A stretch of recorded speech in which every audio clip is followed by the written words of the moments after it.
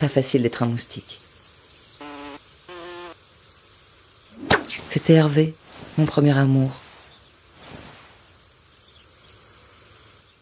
Nous vécûmes tous les deux en Camargue, une zone humide située entre les différents bras du delta du Rhône. Passons. Je m'appelle Mystique, une petite brune d'environ 5 mm. Les Aedes caspius, comme moi, se trouvent principalement en campagne, sauf nos fameux cousins tigrés qui préfèrent la ville. Et celle-là, près d'un étang, que j'ai pu rencontrer mon second partenaire. La nature étant ce qu'elle est, c'est moi qui hérite du postérieur proéminent. Et lui, des longues antennes plumeuses, lui permettant de m'entendre et de me séduire. Peu après cette rencontre, je ressens le besoin d'aller boire un coup.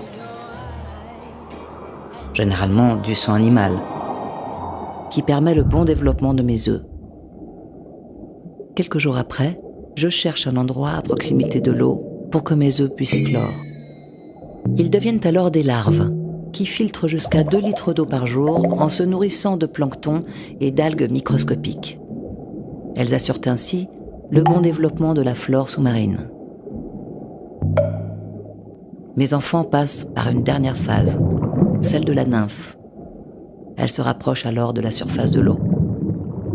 Mais elles n'ont pas toutes eu cette chance, car ce sont des proies faciles pour les oiseaux marins, les poissons et les autres insectes.